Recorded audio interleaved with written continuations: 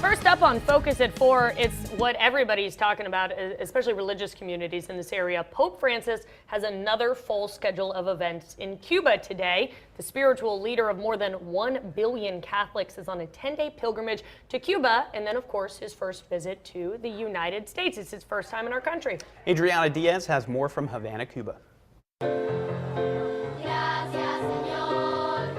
A children's choir sang for Pope Francis on his arrival this morning in eastern Cuba. He followed that with a ride in his Pope-mobile and then celebrated open-air mass in the city of Holguín. The Pope has chosen his words carefully during his 3 days in this communist country. On his arrival, he called for greater freedom for the church. And at his Havana Mass, with Cuban President Raul Castro looking on, he told the crowd to serve one another, not in ideology. But Cuban political analyst Carlos Alzugaray doesn't believe the Pope will let politics overshadow his pastoral message. He won't be, hardline pushing. No, that's not how the church is going to work this. Francis heads to the U.S. tomorrow for the first time ever. Yesterday, the Vatican released a message from the Holy Father to pilgrims attending the World Meeting of Families. See you in Philadelphia. But before he gets there, the Pope will make stops in Washington, D.C. and New York City. The Pope wraps up his Cuba trip tomorrow with another Mass in the city of Santiago and a meeting with Catholic families. Adriana Diaz, CBS News, Havana, Cuba. Pope Francis met with Cuban leaders and greeted thousands of followers. Yep, but he has not had any direct contact with any Cuban dissidents.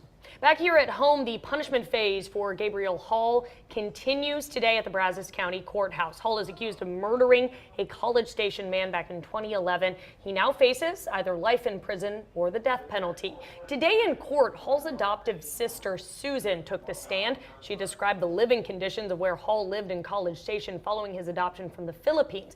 There was also discussion of a video from Comedy Central that Hall participated in following his arrest. So coming up at 5, we will have much more on that video and the role it will play as defense attorneys try to keep Hall off of death row. At 6 o'clock, News 3's Ressie Surrett shares testimony from Susan Hall, who paints a picture of abuse and neglect during their teenage years. A big post-debate boost for Carly Fiorina, the lone female candidate on the GOP side of things. A new poll shows that she's in second place behind a weakening Donald Trump. Yeah, big jump. Andrew Spencer takes a look at the latest numbers coming up.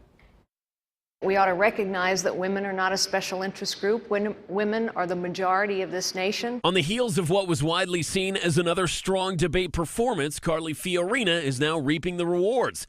A new CNN ORC poll released over the weekend shows her surging from near the bottom of the pack to second place behind Donald Trump. She told Fox News Sunday she expects to keep climbing. Now more people know who I am, and we know, based on what's happened before this debate, that as people come to know me and they understand who I am and what I've done, and most importantly, what I will do, they tend to support me. Not doing quite so well, Donald Trump. He may still be in the lead, but he lost a quarter of his support since earlier this month, falling 8 points to 24%. I'm a little surprised, but, it's a poll. The only poll that matters is the big one. You know that one. That's going to be the election. The most recent poll, taken Thursday, Friday, and Saturday, could include reaction to his most recent controversy when he did not challenge a voter who called Muslims a problem in the United States. We have training camps growing where they want to kill us. Mm-hmm. That's my question. When can we get rid of We're going to be looking at a lot of different things. And, a lot of people are saying that, and a lot of people are saying that bad things are happening out there. We're going to be looking at that and plenty of other things. Ben Carson also lost some support after the debate, but he's held on to enough to stay near the top. He fell 5 points to 14% in the latest poll. I'm Andrew Spencer reporting.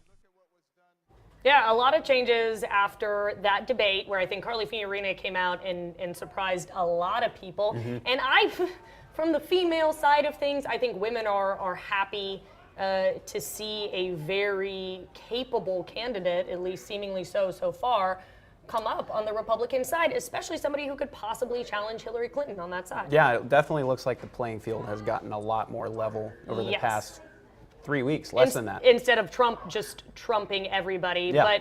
But will it continue? Is he going to keep going down? And then Ben Carson, can he recover? Because that's That's All good questions. Quite the jump there. Yeah. Hey, we're talking about diets again. Americans spend billions of dollars a year on vitamins, protein powders, and supplements. You know, there are so many things you can buy that promise this like instant nutrition boost, but are they worth it, or would you just be better off, you know, buying real food? New studies are coming out that suggest that some of those pills might be a waste of money. Superfoods can keep us sharper as we age. That's what they say, especially since study after study suggests that brain power will just not be found in a supplement pill. So those diets that we keep talking about, like the Mediterranean diet, the DASH diet, the MIND diet, they consist of a lot of fruits, veggies, whole grains, nuts, and legumes with a few other variations, saying these diets are good for our hearts and can help slow memory loss and other signs of brain aging. Such diets may even prevent Alzheimer's disease. Yeah, they always talk about olive oil too, which I'm okay with. I know, bring it on. According to a medical journal, older adults who took nutritional supplements, including omega-3 fatty acids, that's another one you always hear, which are found in fatty fish and walnuts, and a combo of leafy greens, experienced just as much cognitive decline over a 5-year period as those who didn't. So we were talking about this before the show, and it's interesting because I guess what they're saying is if you just go ahead and you eat those foods that are good for you, you don't have to worry about the supplements. You don't have to worry about the diet powder. Just eat these good foods. But that is so much easier said than done. Right. That's the big thing is keeping it fresh. Yes. That's one thing. That's true. Buying them all at once. Yeah. So I understand the want for supplements. Every time I buy a pint of blueberries, it goes bad in my refrigerator. Yep, I forget exactly. that it's there. Come on. But hey, let's break up the basic news of the day. Here's what is taking over the internet today. And unlike some viral videos, this one has a very positive message. It's from a 6-year-old Canadian girl, and apparently her parents are divorced and mom and dad were fighting when Tiana, who's the little girl, pulled her mom outside to deliver this tearful monologue. And if I can be nice, I think all of us can be nice too. I'm not trying to be mean, but I'm trying to do my best in my heart. Nothing else than that. I want you, Mom, my dad, everyone to be friends. I want everyone to be smiling.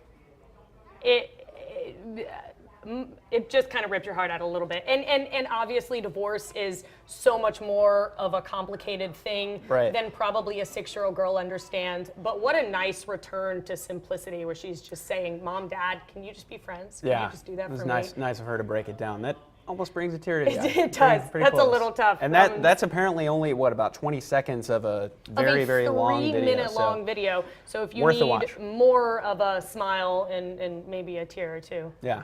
Get on there, check it out. That's your video. Yeah. Hey, that's it for us right now. Coming up after the break, we have some really good stories, and Max will be back with us. Yep, first day of fall is coming up. It's not quite going to feel like fall, but I do have some good news in terms of cooler temperatures. We'll let you know what that means coming up on the other side.